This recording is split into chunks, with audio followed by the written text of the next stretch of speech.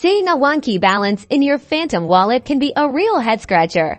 But don't worry, we're about to unravel those crypto mysteries in just a minute and a half. First things first, the simplest solution is often the best. Try refreshing your wallet. Look for the refresh icon, usually in the top corner or menu. Click it.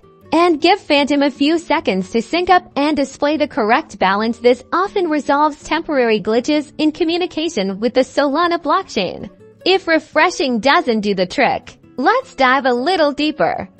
Head over to a Solana block explorer like SolScan or Solana Beach. Input your wallet address. Find the transaction involving the token you're concerned about and verify the transfer details. This confirms the token is actually in your wallet on the blockchain itself. Sometimes the problem isn't the transaction, but how Phantom is displaying the token.